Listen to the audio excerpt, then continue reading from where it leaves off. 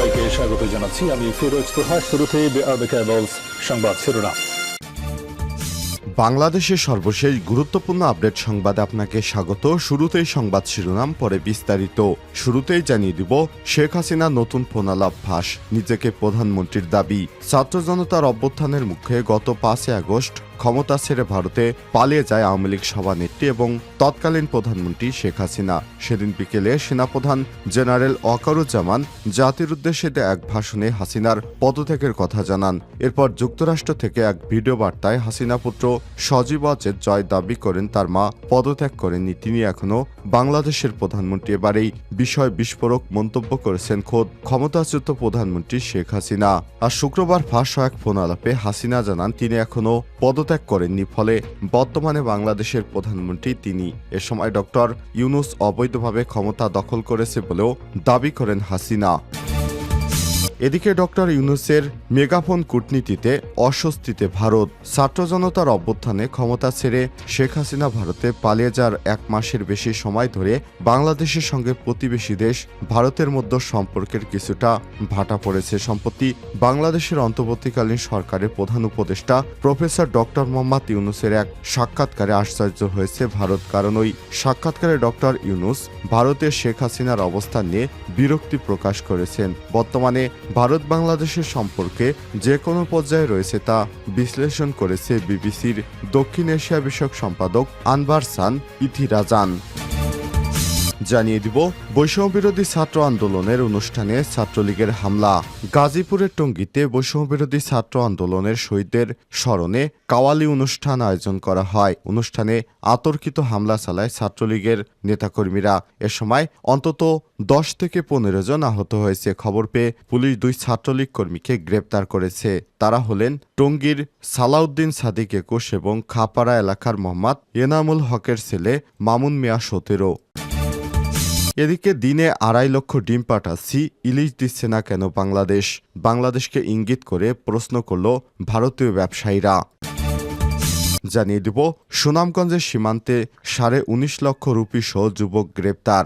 সুনামগঞ্জের দোয়ারবাজারে সীমান্তে 19,50,000 ভারতীয় রুপি সহ এক যুবককে আটক করেছে border guard of Bangladesh BGB.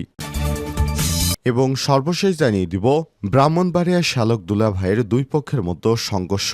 Brahmanbaria সদর উপজেলা একটি মামলাকে কেন্দ্র করে শ্যালক এবং দুলাভাইয়ের পক্ষের লোকজনদের মধ্যে দফায় দফায় সংঘর্ষের ঘটনা ঘটেছে। এতে উভয় পক্ষের অন্তত 10 থেকে 12 জন আহত হয়েছেন।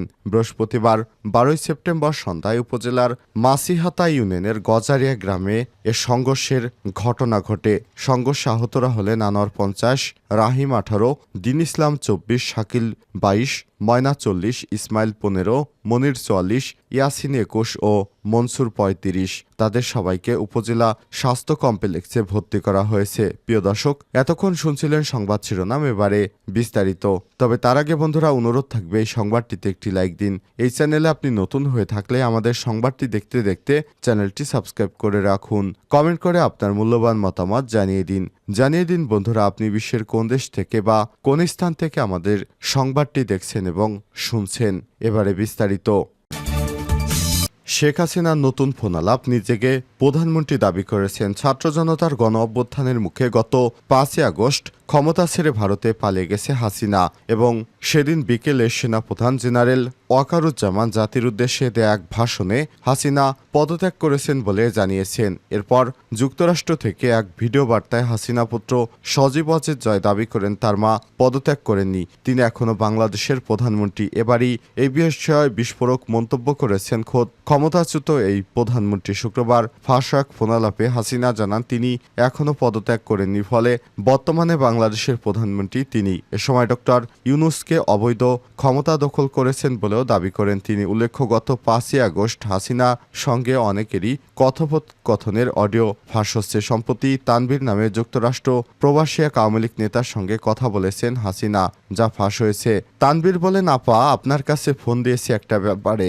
নিউ ইয়র্ক মহানগরে আমরা এমদাদ ভাইয়ের নেতৃত্বে মিছিল করেছি, কিন্তু এলাকার পরিস্থিতি খুব খারাপ। কামরাঙ্গীরচর, কেরানীগঞ্জের সকল সকল নেতাকর্মী এলাকার বাইরে।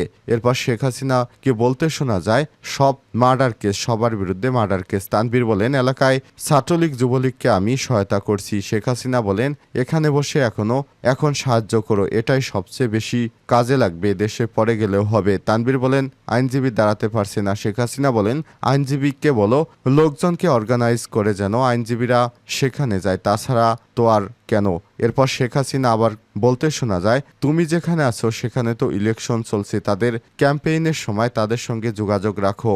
তানভীর বলেন, আমার মনে হয় এবার ট্রাম্প আসবে, ট্রাম্প আসলে আমাদের জন্য খুবই ভালো আপা। শেখ হাসিনা বলেন, সেই যেই আসুক, তাদের ক্যাম্পেইনে থাকলে তাদের সঙ্গে যোগাযোগ হলে ভবিষ্যতে কাজে লাগবে, এটা আমি সবাইকে বলেও দিয়েছি। তানভীর বলেন, আপা বাংলাদেশে একটা নিউজ আসছে, আপনাকে গাজিয়াবাদ থেকে দিল্লিতে ট্রান্সফার করেছে হেলিকপ্টারে করে। হাসিনা অবাক হয়ে প্রশ্ন করেন, হেলিকপ্টার দিয়ে?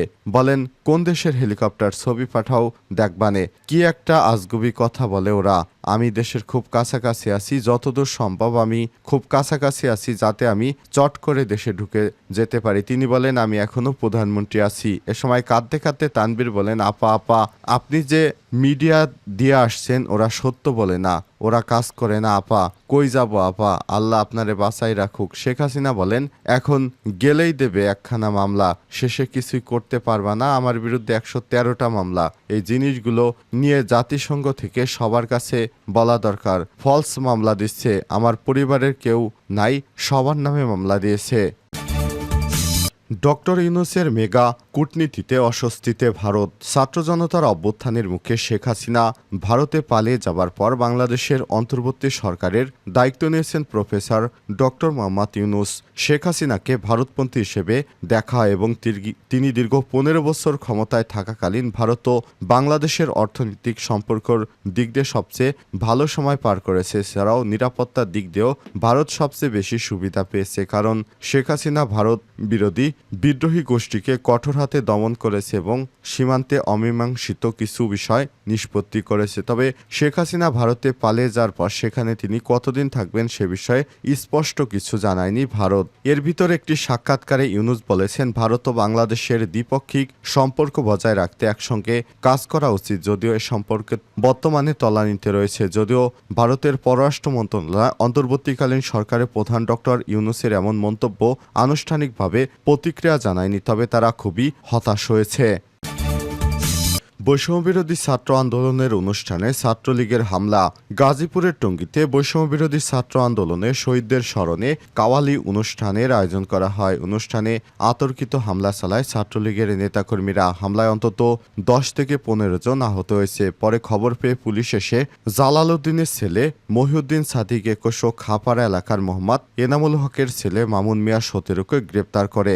জানা যায়, বৈষম্যবিরোধী ছাত্র আন্দোলনে যারা শহীদ হয়েছেন তাদের স্মরণে দ্রোহের গান এবং কালি অনুষ্ঠানের আয়োজন করা হয়। উক্ত অনুষ্ঠান চলাকালে বিকাল 5:15টার দিকে হঠাৎ করে 30 থেকে 40 জন ছাত্রলীগের কর্মী দেশীয় অস্ত্র চাপাতি নিয়ে অনুষ্ঠানে হামলা চালায়। এতে 10 থেকে 15 জন আহত হয়। আহতদের উদ্ধার করে টঙ্গী শহীদ আহসানুল্লাহ মাস্টার জেনারেল হাসপাতালে চিকিৎসা দেওয়া হচ্ছে।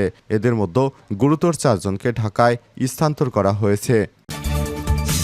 দিনে 2.5 লাখ ডিম পাঠাচ্ছি, ইলিশ দিচ্ছে না কেন বাংলাদেশ? বাংলাদেশকে ইঙ্গিত করে ভারতীয় ব্যবসায়ীরা। প্রতিদিনই বাংলাদেশে বিপুল পরিমাণ ডিম ভারত থেকে পাঠানো হলেও কেন নয়াদিল্লিকে ইলিশ পাঠাচ্ছে না, এমন প্রশ্ন তুলেছে পশ্চিমবঙ্গের অনেক ব্যবসায়ী। যশোরের বেনাপোল স্থলবন্দর দিয়ে গেল 10 সেপ্টেম্বর ভারত থেকে 2,31,000 মুরগি ডিম আমদানি করা হয়েছে। আগামী 2 মাসে আরও 47 লক্ষ ডিম আমদানি করা হবে বলে জানা গেছে। এদিকে ইলিশ উৎপাদন ব্যাপক সাফল্য পেয়েছে বাংলাদেশে। বর্তমানে দেশের মোট ইলিশের 86% উৎপাদিত হচ্ছে দেশটিতে। মাত্র 4 বছর আগেও এই উৎপাদনের হার ছিল মাত্র 65%। সুনামগঞ্জের সীমান্তে 19.5 লক্ষ রুপিসহ যুবক গ্রেপ্তার। সুনামগঞ্জের দরবাজারের সীমান্তে 19,50,000 ভারতীয় রুপিসহ এক যুবককে গ্রেপ্তার করেছে border guard of Bangladesh BGB. গতরাতে উপজেলার বাংলাবাজার ইউনিয়নের দক্ষিণপাড়া কলাউড়া এলাকা থেকে তাকে গ্রেপ্তার করা হয়। পরে তাকে দরবাজার থানায় হস্তান্তর করা হয়। এই ঘটনায় মামলার প্রস্তুতি চলছে। শুক্রবার 13 সেপ্টেম্বর সকালে দরবাজারে বাংলাবাজার বিওপির কোম্পানি কমান্ডার সুবেদার আবুল বাশার বিষয়টি নিশ্চিত করেছেন। আটককৃত যুবক ওই উপজেলা বাংলাবাজার ইউনিয়ন ভাহালিপাড়া গ্রামের মোহাম্মদ সুরুজ আলমের পুত্র মোহাম্মদ হৃদয় মিয়া। বিওপির কোম্পানি কমান্ডার সুবেদার আবুল বাশার জানান, বাংলাবাজার ইউনিয়নের দক্ষিণ কলাউড়া গ্রাম থেকে 19,50,000 ভারতীয় রুপি সহ হৃদয় মিয়া গ্রেপ্তার হয়েছেন। হৃদয় মিয়া চোরাচালান চক্রে জড়িত, তাকে দোয়ারবাজার থানায় হস্তান্তর করা হয়েছে।